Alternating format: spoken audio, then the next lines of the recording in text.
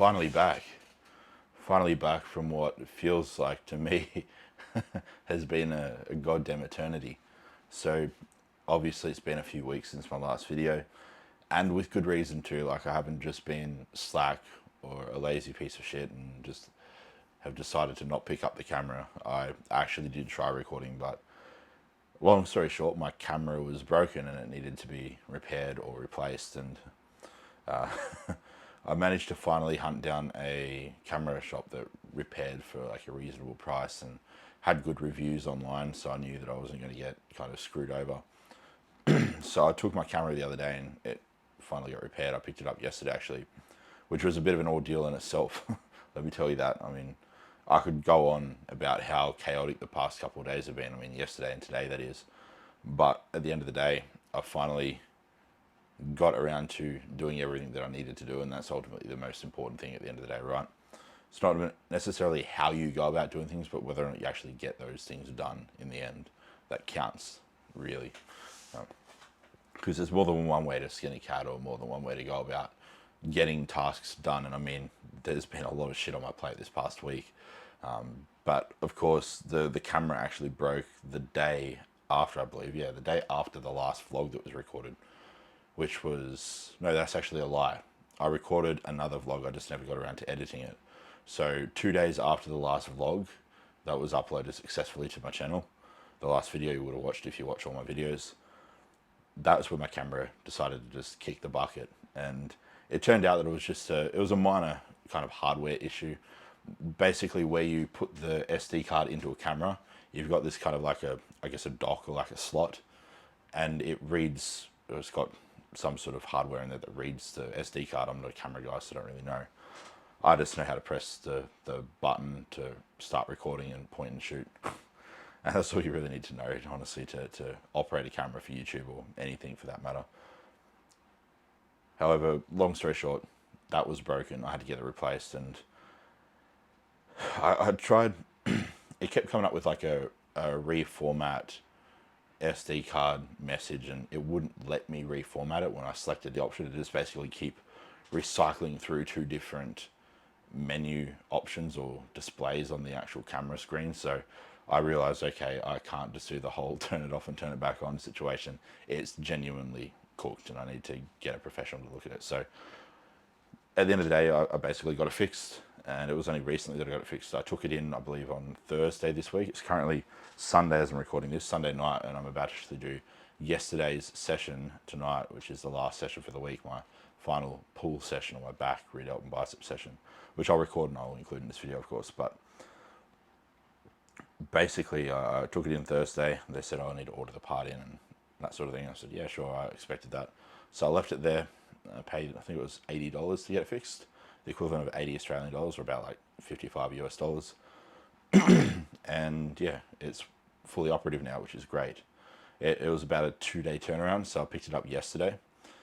They were supposed to give me a call or message me about when it was ready to pick up, and I never got a message. I never received a message. They said, oh, it'll be ready by Saturday, and said, will you send me a message or try to contact me when it's ready for pickup on that day? And they said, yeah, we will.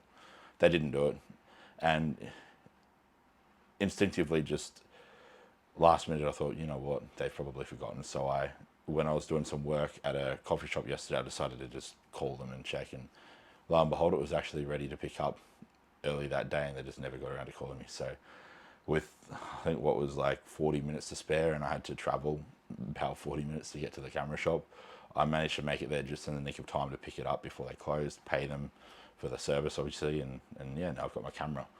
But yeah, yesterday was a bit of a write-off, because I'm about to actually show you guys what caused a lot of strife or grief yesterday. But I went to the wrong post office to pick up a parcel that had been basically withheld due to me having to pay import taxes on the actual product. So for those of you who don't know, if you order anything internationally into Thailand, if you're a foreigner, typically they'll slap a import tax on it. They'll see a white guy's name or a white girl's name, slap tax on it to basically pay on top of the product you've already purchased and the postage or the shipping you've already paid. And I understand it. I mean, it's a way of, I suppose, encouraging people to support local businesses, which I do for the most part, but there's some things you need to just order from overseas, and that's just the reality of it. But basically I went to the wrong post office. There's 2 post offices in the suburb or the province that I went to yesterday, and I went to the wrong one. And then by the time I got to the wrong one, for them to tell me that I need to go to the other one was already closed. So I figured, okay, I need to go today then. But I had a bodybuilding show I had to attend to today to pick up some bodybuilding trunks, which I'll show you in a minute.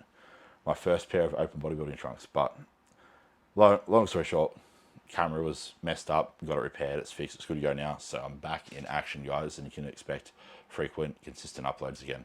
So I do apologize for the absence, and I can assure you that I will never be absent without good reason on YouTube. So if it happens again in the future, I'll be a little bit more proactive to kind of explain and shed light on the reason why. But happy I don't have to invest in a new camera, because that would be a big expense I'm just not willing to, I suppose, make at this minute. I mean, there's nothing wrong with this camera, it's perfectly fine.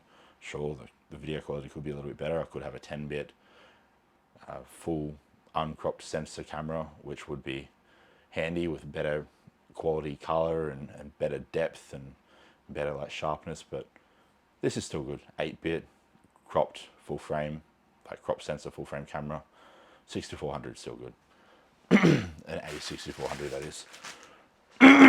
Far out, I'm congested as hell. But enough jerking around, or verbally jerking around. It's time to get into the nitty gritty of it. So I've got my delivery here from my sponsor. That's the side of the logo, Inadose. And there's a new edition this month apparently. So let's open it up and see what's in here. By the way, guys, if you're in Australia, or even if you're overseas, say New Zealand, and you want to get yourself some good quality TGA approved health supplements, especially if you're an enhanced bodybuilder, Inadose, then feel free to use my affiliate or discount code, whatever you want to call it, in the description box down below. It helps me out, guys, and it also obviously helps you out. You save a little bit of money, and they know that you found me, they know that you found them through me, and so it helps both of us out. So it's kind of like I scratch your back, you scratch mine. So feel free to do that if you want to show your support, because I'm never going to get paid ads on my YouTube channel. So I'm never going to register to make AdSense revenue or money. Right on the cusp of qualifying for it, and I'm not going to do that, because I don't think people deserve to sit through advertisement and all that sort of jazz. I mean, me personally, I can't stand it when people have ads on their videos, so I wouldn't want to do that to anybody else. So if there's ever any ads on my videos, they aren't, I suppose, because of me. They aren't initiated by me. It's just from YouTube. But yeah, a nice little thank you card. So whenever you order from Inadose, guys, you do get this kind of like little thank you message. Sometimes the owner, the CEO, even handwrites something. It's got don't know if you can read that, but it says, "Hope you enjoy the greens, bro. Sam." I'm sure I will, bro. Sure I will. So you got as usual, the liver product, which is good. I actually ran out of that 2 days ago. Got this is my favorite one, and kidneys are really important, guys. So yeah, I take that one religiously. I take all of them religiously, but that one especially. Heart product. So liver, kidney, heart. Good old Digestaid to help with the gastric motility and assimilating their macronutrients and micronutrients from your diet. And then the new addition, which I'm really excited about, because I was addicted to Revive's chocolate greens powder in my last prep. It literally tasted like dessert. I would turn it into almost like a chocolate frappuccino. So yeah, I get to try the new Inadose Daily Greens, and I bet you guys this will taste better than the Revive one. Totally unbiased. Nice broad spectrum of ingredients, and it should definitely help with just improving overall digestion and I suppose the micronutrient density of my diet Because I mean, I do eat whole foods predominantly, but I mean, it's always nice to add something like this on top. I look at it or see it as kind of a form of insurance, a dietary insurance, like taking a policy out, I guess you could say. Because I mean, the majority of the macros should obviously always come from whole foods. Like that is not going to be a band-aid for a shit diet. So whenever it comes to supplements, guys, always make sure that your diet, the foundation, is solid. And then supplements are there to basically just support and I suppose enhance the overall quality of your diet. It's not there to, I suppose, add the quality to your diet. Like the diet should already be high in quality, and this should just be complementing an already good pre-existing diet. So yeah, 30 serves in here, 1 serve per day for the month. My fiance really wants to try it too, so if she likes it, I'm going to buy double so she can have some. But yeah, guys, code statue, save yourself 10% off. Link down in the description box. But this is dragging on a little bit. I do apologize for that, guys. I might put timestamps in this video because it's quite long. I also picked up my first pair of open bodybuilding trunks. So this is pretty cool. I'll probably wear these tomorrow when I do my check-in photos for my coach, and you can see me in my tight thong. I'm sure he'll enjoy that a lot. Not really. But yeah, basically reflective emerald green. That's what I went with. I wanted something that stood out a little bit. So yeah, whether they fit me or not, I am unsure. I bought the biggest size because you know how it is in Thailand. If you're a Westerner, you're probably going to struggle fitting in anything over here. I mean, a size 5XL shirt in Thai sizes is like a skin tight shirt on me. I'd say it's the equivalent of a extra large or a large in Australia or the States. So it's very small. But yeah, they're my supplements, guys. So the usual plus the daily greens. So I'm really looking forward to trying that out. I'm going to get some food in me and get to the gym. I'll either show you my pre-workout meal or I'll show you my post-workout meal, but see you guys at the gym. Okay, so I've done warm-up set.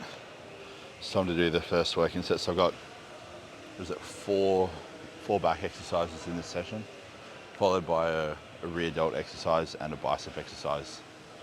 I'm kind of experimenting with this session though. I might be making some little adjustments and alterations over the next couple of weeks or a couple of times I revisit this session, because I want to make it more arm specific. So what I'll probably do is move the biceps exercise from the end of the session to the start of the session.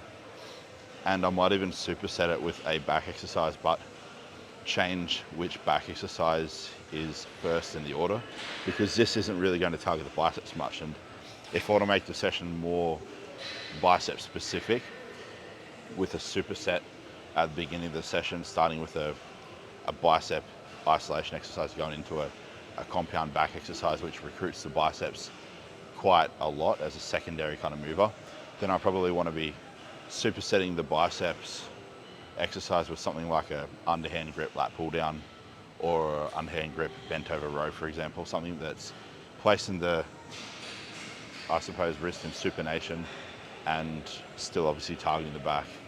And what that'll effectively achieve is I'll pre-exhaust the biceps in that isolation movement, and then when I go into the back exercise, whether it be an underhand pull down or I guess you could say a underhand row or whatever you want to call it, the biceps will fatigue first. That'll be the limiting factor. So I'm going to take the biceps closer to failure, get more total muscle fiber recruitment in the biceps. Whereas if I were to do, say, the back exercise without any biceps movement before it, like in a sequence, then hypothetically, provided my grip keeps up, my back could be the limiting factor and not necessarily my biceps. So that's kind of like a way of, I suppose, improving the overall efficiency of a session.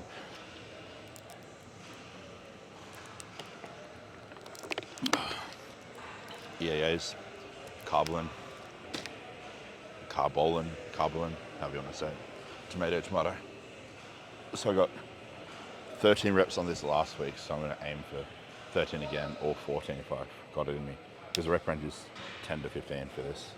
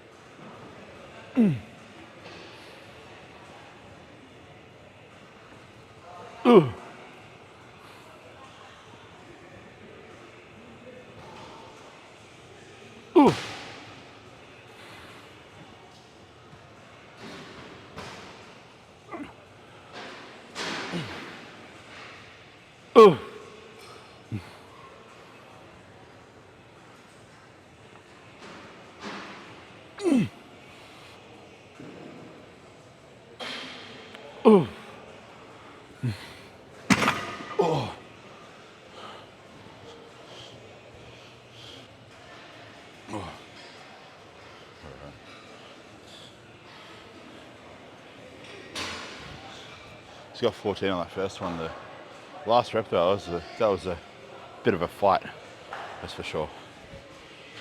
All right. Ooh, my Apple Watch is about to die. Fingers crossed it survives the session.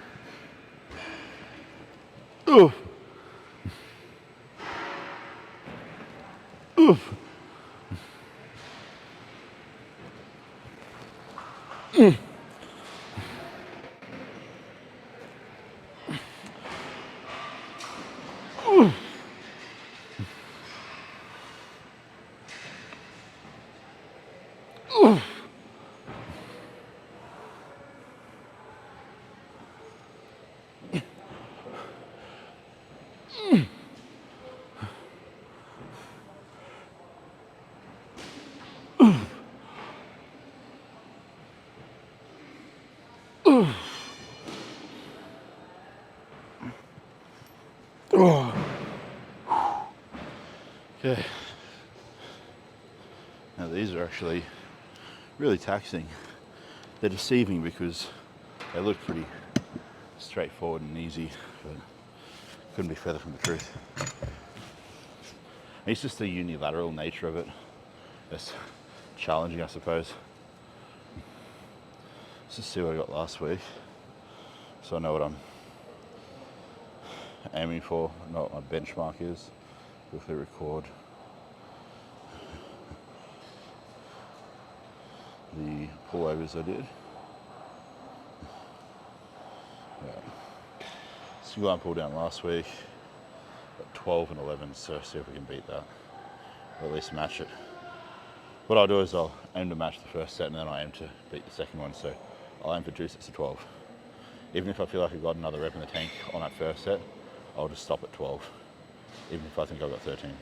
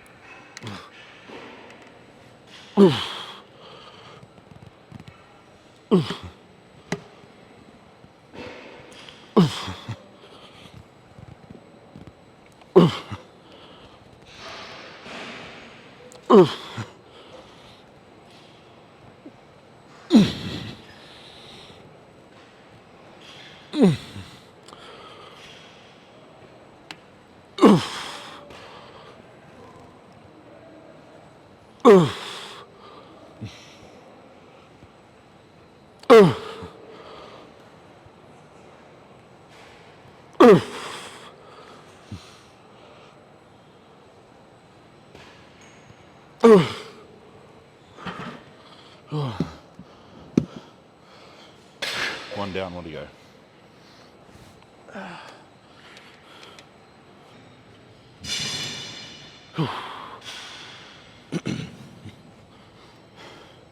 Now when I'm doing this exercise, something that I'm kind of mentally cueing is, as I go up on the eccentric at the stretch, I'm trying to think about positioning my elbow, or you should say this part of my forearm, forward, and almost as I'm stretching up, I'm trying to kind of reach my arm out like this, so kind of like almost a bit of protraction.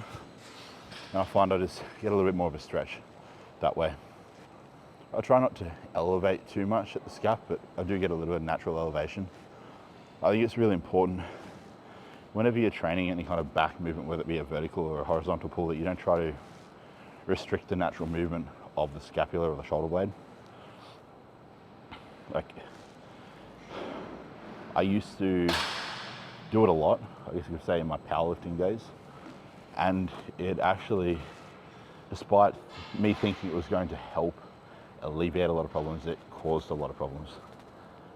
I think the shoulder blade is meant to move, it's meant to glide around the rib cage, and if you kind of restrict that natural movement too much, you run into issues. I don't think there's anything wrong with kind of reducing the amount of elevation that occurs, say, in the eccentric of a pull down or something like that, but completely limiting it or attempting to completely limit it, that's going to cause some issues usually. So you can kind of, I suppose, tighten the constraints a little bit to try make it a little bit more biased toward the lat, for example, etc., or more biased toward the traps, but you should never try completely, I suppose, modify or alter the natural kind of movement of any joint, especially something as complex as a shoulder joint. Yeah, that's just my thoughts. All right, time for the second set.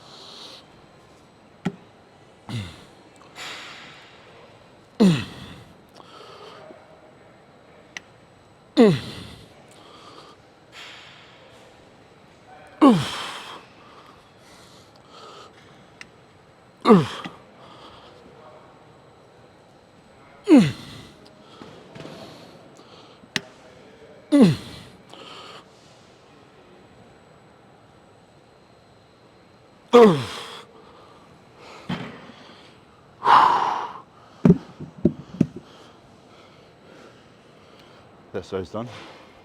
There's 2 more back exercises to go.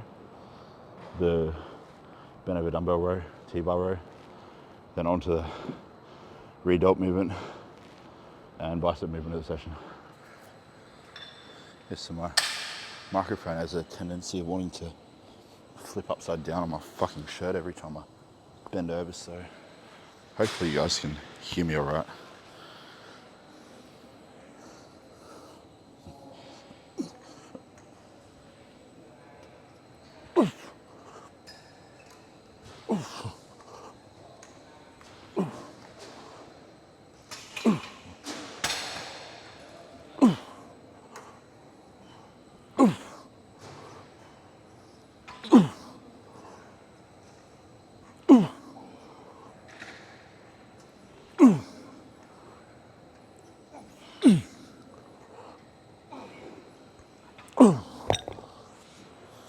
Only 2 of these.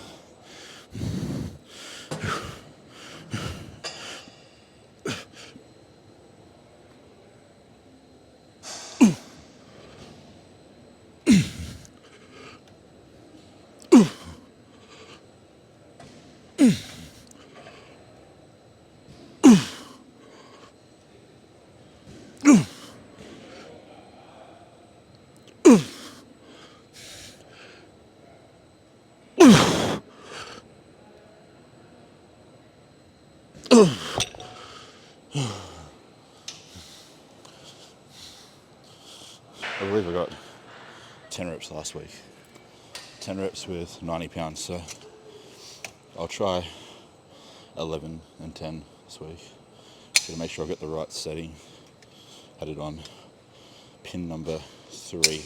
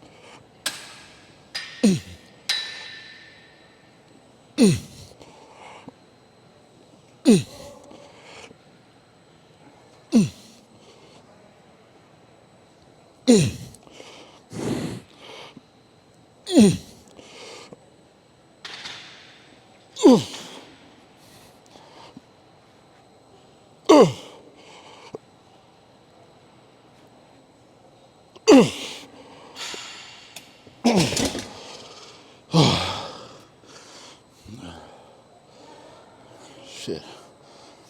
My sweat was burning my fucking eyes. God damn it. Whew. Just had like say a good ounce of tears just running to my, not tears, sweat, I'd say just running to my eyes. So I might have to skip my one and only biceps exercise tonight because the gym's getting close to closing. I've got 4 sets of this. And honestly, I smashed my biceps on my other pull day, so it won't be detrimental if I miss 4 sets this week. Especially if I just tag some extra volume on the next pull session I do. We'll see how we go with time. If I don't record them, I didn't do them.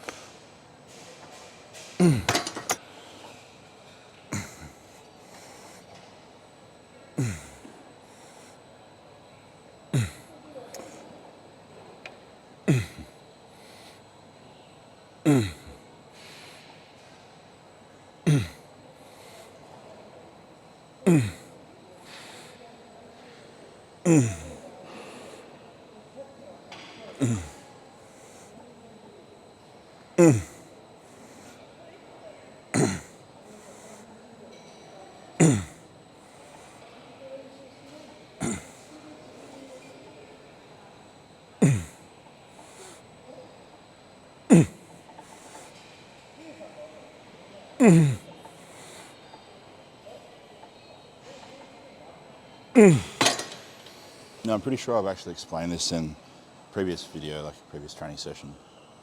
However, the reason why I'm performing the rear delt flies the way I am and kind of cutting them a little bit short of what you would possibly consider yourself to be full range of motion is because the action of the rear delts has nothing to do with scapular retraction.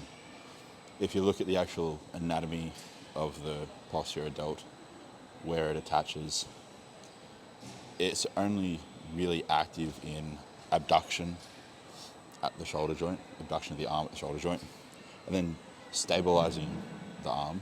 And then on top of that too, it plays a role in the arms swinging by your side when you're walking, stuff like that. But the main action that we're going to be loading in the gym is that abduction at the shoulder joint. So with that in mind, like, we don't want to necessarily recruit a lot of upper back if we're trying to emphasize the rear delt, or I suppose emphasize the loading and the application of load to the rear delt itself. So that's why I'm cutting it a little bit short, so I can kind of keep the rear delts under constant tension in that Goldilocks zone without necessarily recruiting a lot of traps, rhomboids into the movement. They're going to contribute to a small degree because it's almost, I find at least, impossible to completely eliminate retraction of the shoulder blades when you're doing this horizontal abduction. But what we want to do, I suppose, is just try to place more of an emphasis on it. So just limit it, not eliminate retraction, but limit retraction.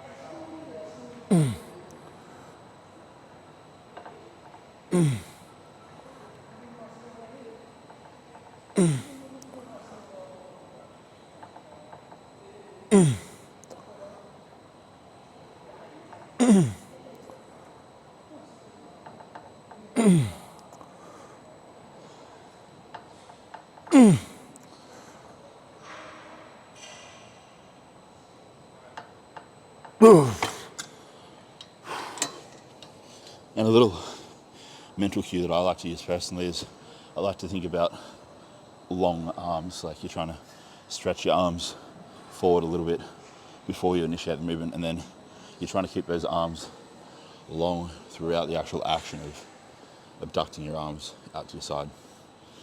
That way, I find it just limits that retraction, prevents it from coming in to the movement too much.